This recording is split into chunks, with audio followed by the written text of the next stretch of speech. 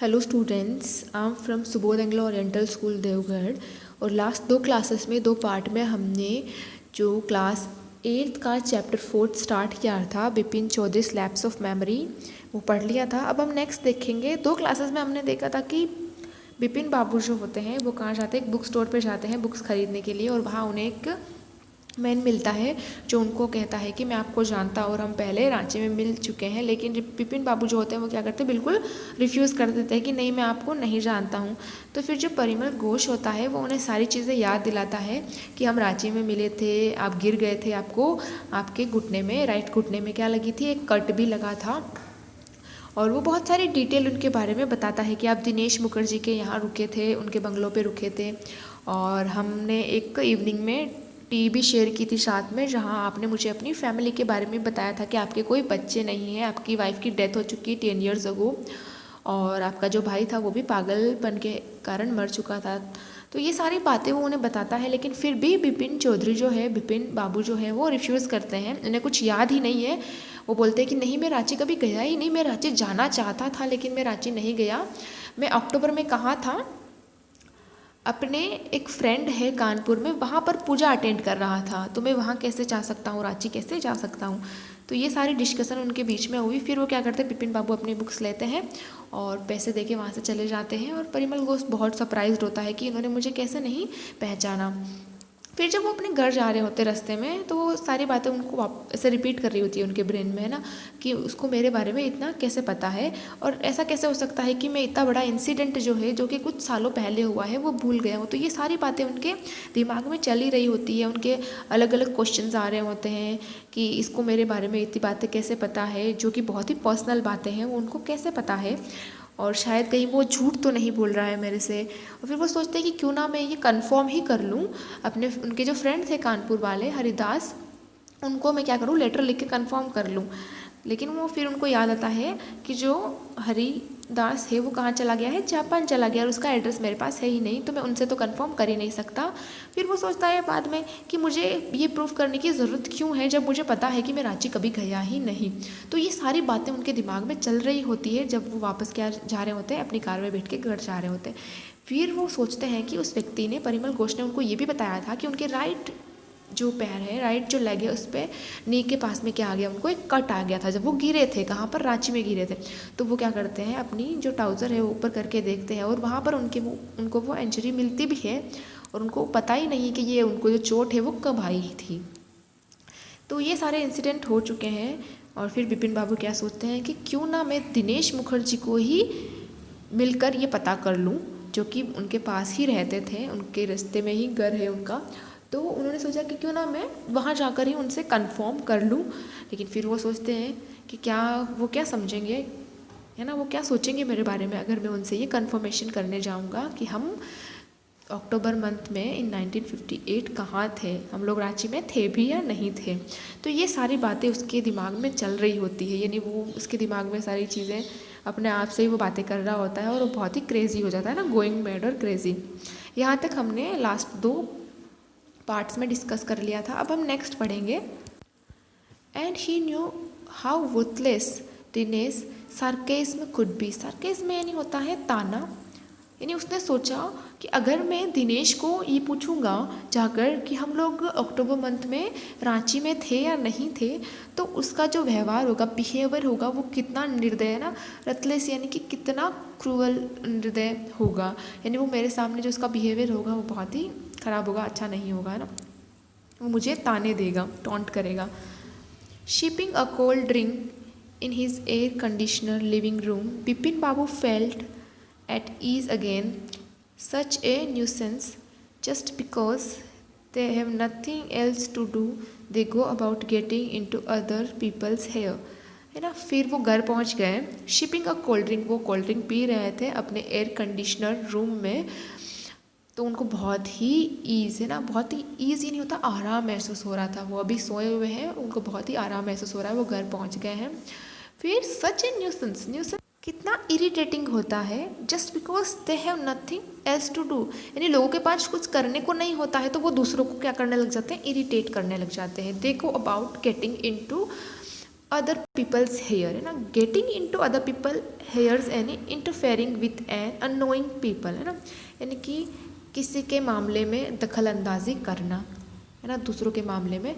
तो ये सारी चीज़, ये एक यहाँ पर गेटिंग इनटू पीपल्स हेयर, यहाँ पर क्या है, ये इडम्स बोल सकते हैं जो इन्होंने यूज़ की है। आफ्टर डिनर, डिनर के बाद, snuggling in bed with one of the new thrillers, Bipin Babu forget all about the man in New Market, यानी अब वो घर पहुंच गए हैं, वो बिल्कुल इजी हो गए हैं, वो चीज़ को भूल चुके हैं, उस बात को भूल चुके हैं, वो डिनर कर चुके हैं।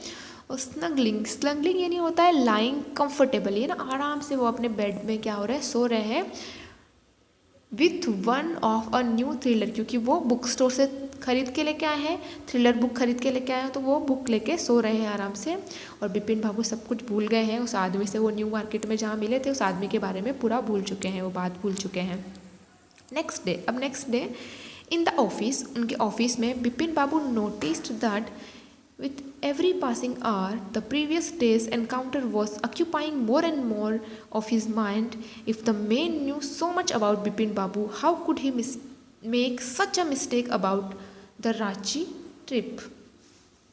फिर नेक्स्ट डे वो अपने ऑफिस जाते हैं, लेकिन फिर वहाँ पर भी वो कंफर्टेबल नहीं होते। Bipin Babu notice that with every passing hour, passing hour यानी हर एक घंटा जो बीत रहा था, the previous days encounter, encounter यानी वहाँ मारना वारना नहीं होता है, यहाँ पर है संघर्ष, वो अपने आप में ही संघर्ष कर रहे थे, ना, एनकाउंटर यानी ये है यहाँ पर, यानी कि वो बातें जो थी उनके बार बार उनके दिमाग में आ रही थी। Occupying more and more his mind, यानी जो बातें हैं, ऑक्यूपाइंग यानी फीलिंग, है ना, बार बार उनके दिमाग में वही बातें घूम रही थी और वो उसी बात के बारे में सोच रहे थे।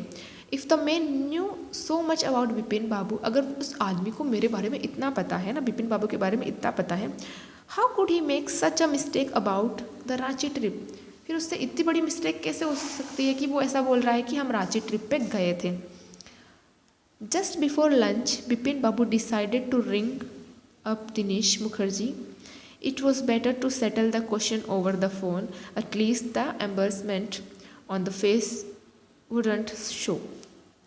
फिर क्या करता है, जस्ट बिफोर लंच, लंच होता है उनका, ऑफिस में ही है वो अभी भी, और लंच का टाइम होता है। बिपिन बाबू सोचते हैं कि क्यों ना मैं दिनेश मुखर्जी से बात कर लूँ फ़ोन पे।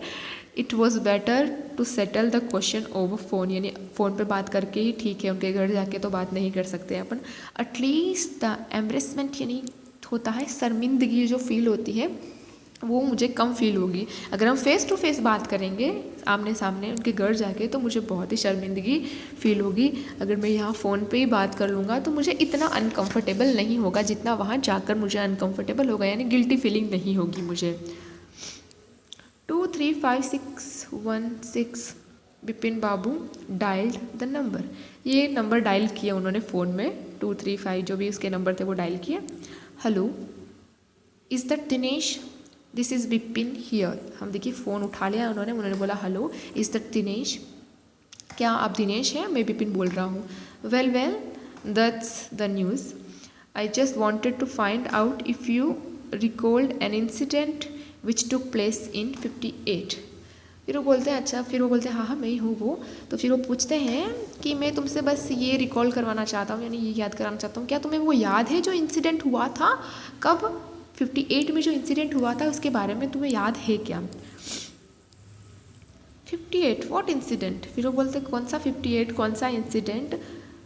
वर you in Kolkata right through that year, that's the first thing I have got to no.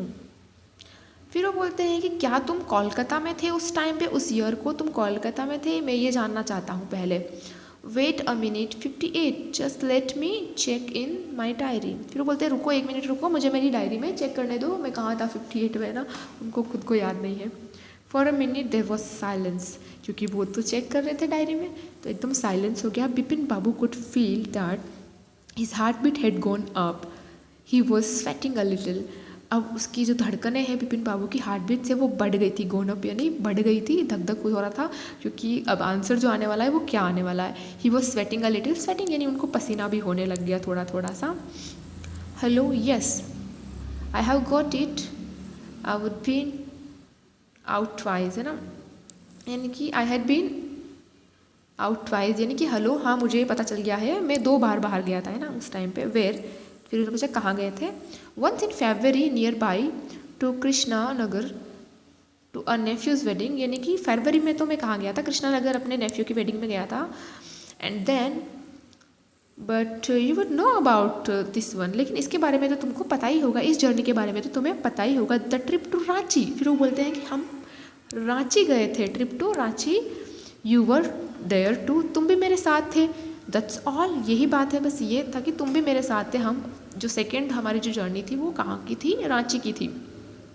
But what all this sale you think about, लेकिन ये क्या तुम कर रहे हो, है ना, सेल यू थिंक इन्वेस्टिगेटिंग, ये तुम ये क्या इन्वेस्टिगेटिंग कर रहे हो, मुझसे पूछ रहे हो।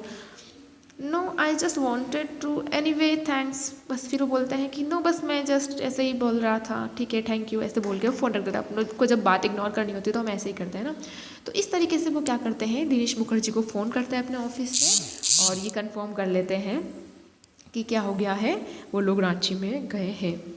बिपिन बाबू slammed the receiver down and gripped his head with his hands.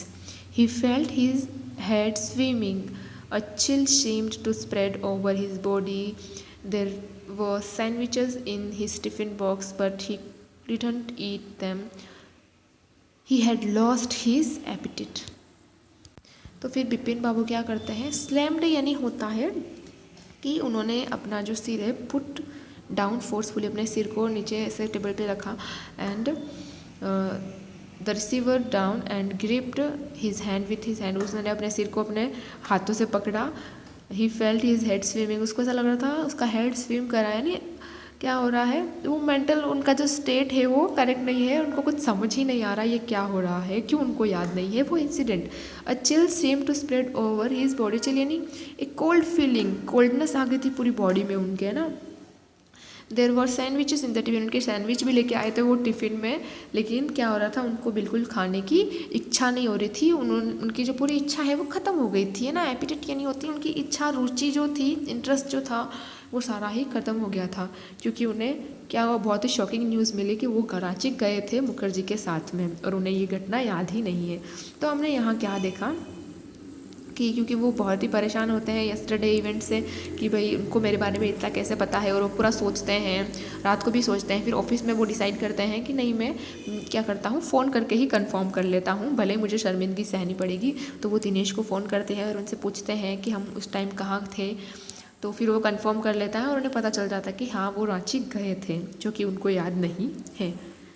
Confirmation check देखिए, why did Bipin Babu worry about what Parimal Ghosh had said, Bipin Babu को इतनी वरी क्यों हो रही थी जब परिमल घोष ने उनके बारे में बोला, क्योंकि वो जानना चाहते थे कि उनको उनके बारे में इतनी बातें कैसे पता है।